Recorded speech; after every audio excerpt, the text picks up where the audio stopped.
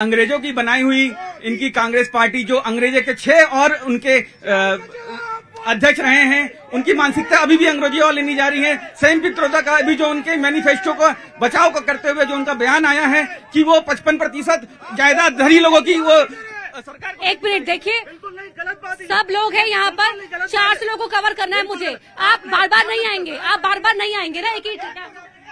Madam ये कांग्रेस आ गया, ये एक ही आदमी के पास माइक बार बार नहीं घूमेगा, बाकी लोगों को नाइंसाफी होगी। रुक जाइए, आप 5 पर सवाल पूछ चुके, रुक जाइए। मैं ये कांग्रेस से पूछना चाहता हूँ कि इतना काम किया, IIT लाया, बहुत सारी चीजें लाई, उसके बाद भी देश के एक एक राज्यों से, बिहार, यूपी, जहां भी आप चले जाओ, उड़ीसा चले जाओ, हर जगह से कांग्रेस खत्म क्यों हो रही है? देखिए, आपने IIT IIM के लिए कहा तो ये 1956 में बन गया था एम्स और 1951 में बन गई थी IIT। तो शुरुआत जो की थी कि कांग्रेस पार्टी ने शुरुआत की थी इसकी। और आरक्षण का विरोध जो करती है वो भारतीय जनता पार्टी और RSS के लोग करते हैं। 2015 में मोहन भागवत जी ने इसका विरोध किया था, 2017 में मनमोहन वैद्य जी ने किया था, CP ठाकुर जो सांसद थे 2018 में इनका विरोध किया था। हिमाचल के मैडम मैं एक कविता इसके ऊपर बोलना चाहता हूँ। सब भाजपाइयों के भाग खुल जाएंगे, इलेक्टोरल बॉन्ड आएंगे। सब भाजपाइयों के भाग खुल जाएंगे, इलेक्टोरल बॉन्ड आएंगे। बॉन्ड आएंगे तो काला धन बना पाएंगे। हो ईडी वाले जाएंगे तो भाजपाई चंदा पाएंगे। ओ CBI वाले जाएंगे तो भाजपाई चंदा पाएंगे। सब भाजपाइयों के भाग खुल जाएंगे, इलेक्टोरल बॉन्ड आएंगे। मैं इनसे पूछना चाहूंगा, बोल ये लोग रहे हैं जिनके मुख्यमंत्री खुद घोटाले में जेल में है, उस पर जवाब दें।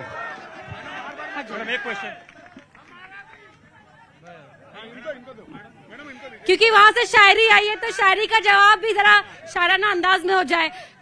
प्रबंधक जी हमारे बीच में रुक जाइए, शांत हो जाइए। सर माइक तो मेरे हाथ में। नहीं ठीक है, सॉरी। यहाँ माहौल बहुत गर्मा गर्म हो गया है।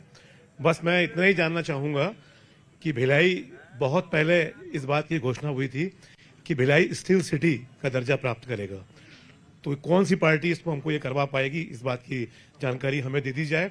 और दूसरी बात ये कि भिलाई इस्पात संयंत्र, जैसे सभी कह रहे हैं मिनी इंडिया है, भिलाई इस्पात संयंत्र में इतनी रेल पातों का निर्माण होता है कि पूरी दुनिया को 7 बार लपेटा जा सके।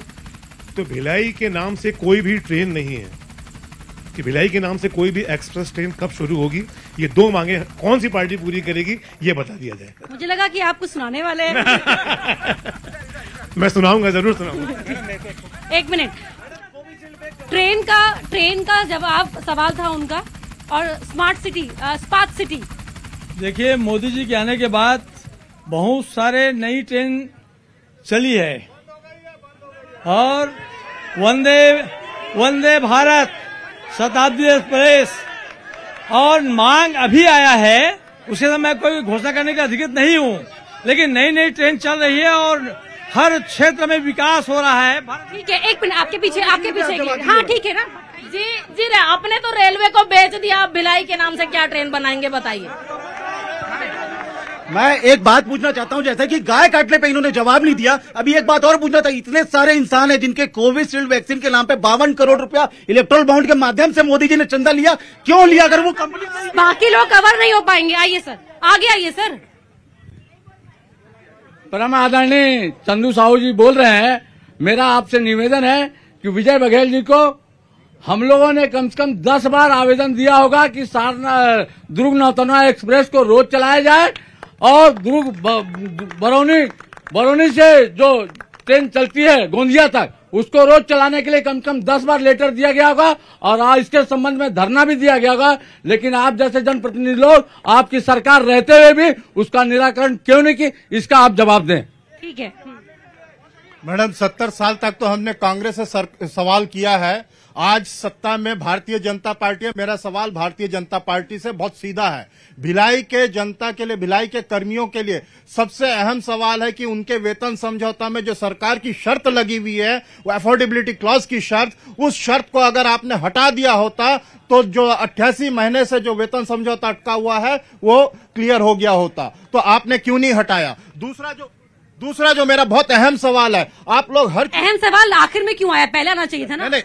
वो पूरे देश से संबंधित है, ये यहाँ का है कि आप वंदे भारत का श्रेय लेते हैं, आप एम्स का श्रेय लेते हैं, आप IIT का श्रेय लेते हैं, लेकिन इन सब में लगने वाला जो लोहा है वो लोहा भिलाई इस्पात संयंत्र से बन रहा है और वो भिलाई इस्पात संयंत्र दिन ब दिन वो खत्म होती जा रही है। जो ट्रेन है वंदे भारत जिस पर जल्दी चलती से है, बहुत वो ट्रेन की सारी पटरियां भिलाई स्टील प्लांट से निकली है।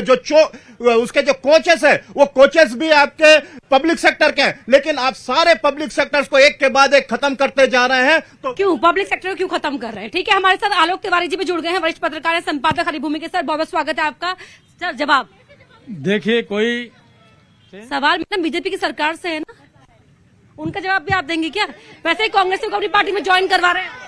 भिलाई स्टील प्लांट हमारा गौरव है और ये बात सही है कि यहाँ इतना रेल पाते तैयार हो रही है, वो हम सबके लिए सौभाग्य की बात है। और कोई प्रकार से ट्रेन समाप्त नहीं हो रहा है, कोई बिक्री नहीं हो रही है। इसके साथ साथ इलेक्ट्रल बॉन्ड के बारे में बोल रहे हैं, इलेक्ट्रल बॉन्ड प्राइवेट सेक्टर क्यों कर दिया? कोई बिक्री नहीं हुई है। और इलेक्ट्रल बॉन्ड के बारे में बोल रहे हैं, हर पार्टी को चंदा मिला है, उसमें पारदर्शिता आया है। भारतीय जनता पार्टी उसमें कोई घोटाला नहीं किया है। ठीक है, आलोक जी क्या टेम्परामेंट देख रहे हैं आप दुर्ग का? दुर्ग का वातावरण तो बहुत गर्म है चुनाव का, और यहाँ 21 लाख मतदाता हैं अपने दुर्ग लोकसभा में, 9 विधानसभा है, और भाजपा से विजय बघेल जी मैदान में हैं, कांग्रेस से राजेंद्र साहू हैं। लेकिन अभी जो फौरी तौर पे चुनाव का जो है, भारतीय जनता पार्टी प्रचार में काफी तामझाम से आगे है। कांग्रेस गोरिल्ला युद्ध लड़ रही है दुर्ग में, सामाजिक वोटरों को साधने की कोशिश कांग्रेस गुरिल्ला। सर आपकी बारी हो गई, कोई और बोलना चाहता है? मैडम एक सवाल लेना। सर हर बार फिर बीजेपी फिर कांग्रेस बोलेगी कि मुझे जवाब नहीं दे रहे। एक मिनट, पीछे एक युवा है, आइए आगे आइए। अभी थोड़े देर पहले आपने कहा बीएसपी ने कांग्रेस, ये जो कांग्रेस जो है उन्होंने बीएसपी बनाया, तो देश जब हमारा विभाजन हुआ उसका जिम्मेदारी किसका होगा? मोहम्मद अली जिन्ना किसका होगा? उसके बाद सुनिए,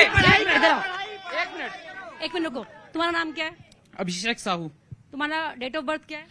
15/7/2003। 2003 के बाद क्या हुआ देश में? 2030 के बाद में 2003 के बाद बहुत कुछ हुआ। जैसे कांग्रेस थी 2014 तक का, तो 14 तक का तो इतना ज्यादा इन लोगों ने, पहली बात तो बोलने दीजिए, बच्चा है वो, बोलने दीजिए उसे। देखिए दिक्कत क्या है कांग्रेसियों का, दिक्कत क्या है कांग्रेसी का भी। जैसे मैडम ने आरएसएस वालों पे सवाल किया, तो ये तो अपने कार्यकर्ताओं के सगे नहीं है। कर्नाटक में जब नेहा के साथ जब रेप होता है, मध्य प्रदेश, छत्तीसगढ़ में क्या हो रहा है? बता रहा हूँ मैडम, बता। छत्तीसगढ़ की बात, छत्तीसगढ़ में बिल्कुल बताइए। वो अब हाथरस पे जाएंगे सर। पहले हम लोग स्कैम की बात करते थे, आज विकसित भारत की बात कर रहे हैं। ये ऊर्जा कहाँ से आ रही है? ये ऊर्जा वहाँ से आ रही है जो सम्मान बढ़ रहा है, जिसके अंदर से आत्मविश्वास बढ़ रहा है, इससे आ रही है। ये रखना चाहूंगा। अरे अरुण गगन पर महाप्रगति का मंगल गान उठा, करवट बदली अंगड़ाई ली, सोया हिंदुस्तान उठा। ये किया मोदी जी ने, ये किया, ये हटो। इतने अंग्रेज मैं तो